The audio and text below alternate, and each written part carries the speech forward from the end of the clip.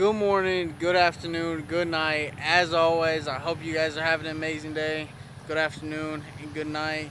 Y'all don't worry about the short haircut, a little bit shorter than what I like, but we're here for the S650.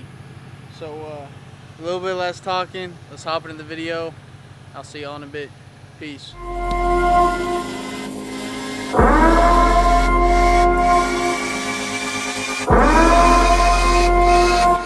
Blessed be our founding fathers.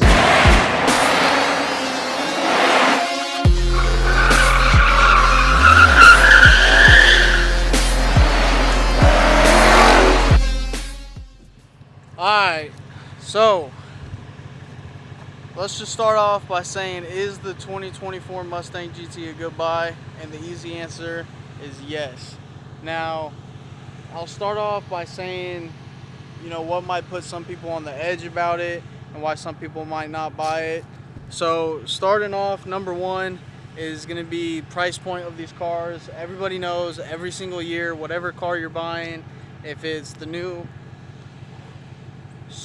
that acorn or whatever the just fell, gave me a heart attack almost. Anyways, back to what I was saying.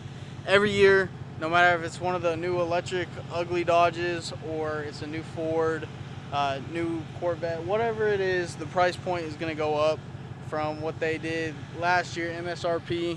But you have to remember, you're getting a brand new generation of a car, 0 miles, maybe like 30 miles when you buy it or whatever. But so that might turn some people off, if you're younger, 17, 18, 20, and you're still trying to get your life together. That might be a turn-off for these cars. Another thing that's a huge turn-off that I'm still kind of upset about is tuning. So on these 2024 Mustang GTs, you don't have tuning yet.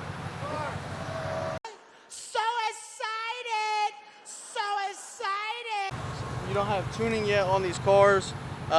So, we're really just sitting ducks, to be completely honest, until you can actually tune the car.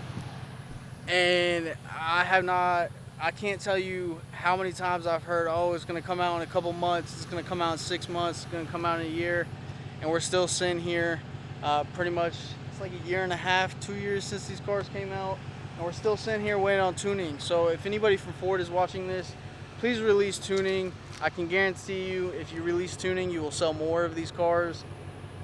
That's really what people buy the GT for. Is now, if you just have your average Joe and you don't really care about tuning, this car comes with 486 crank horsepower, about 380 to 405 wheel. So a lot of people, that's enough horsepower for them on a day-to-day basis. It gets pretty good gas mileage, to be honest. When I was on 93, you could get anywhere from 18 to 20, 18 being in the city, 20 being on the highway, just depending on how you drive it or whatever. Another quick turnoff that I keep looking at on this car, and this happened to my buddy as well, is just I feel like this plastic or whatever this is, but it's very flimsy, and right here it even popped off. And that happened on his car as well. He was able to get it popped back in, but I haven't been able to pop that back in yet. So for the amount that this car is, and the issues that shouldn't be there are still there. So that's a turn off. So let's talk about some of the pros of this car really quick. And first pro is going to be the dash. Now, a lot of people don't like the dash because they like all the buttons you press, and they like, the feel of being able to press or turn a button to turn your AC down.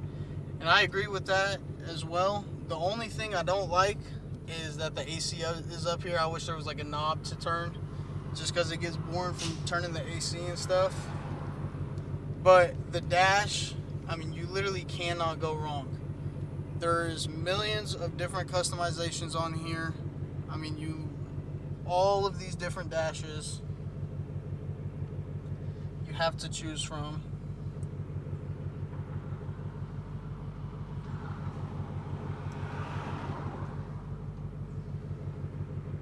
So if you like old school, you can go old school.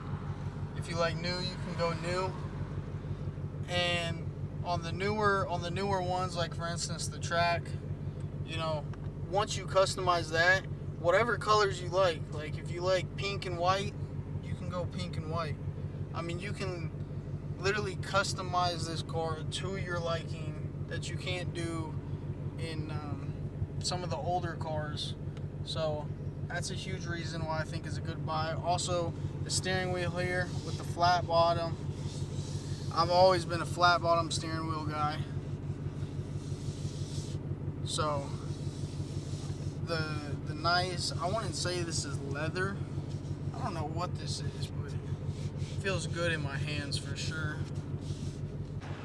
Now I know I was talking about tuning being a bad thing at the very beginning, but the good thing about tuning not coming out yet is we can test limits on a stock tune 4, which previously, I mean, you could do, but Ford didn't allow as much performance mods on their stock tune as they do on these S650s. If you guys haven't seen my last video, I'm going to throw it up somewhere in this general area. And I actually found out you can run full E85 on these cars. Everybody keeps driving by just staring at me. You can run full E85 on these cars. At least my car is allowing me to run full E85 on these cars. Like I said in the last video, try that at your own risk. But realistically, I think I'm somewhere 470 to 480 wheel horsepower, which is pretty much a header Z tuned S550.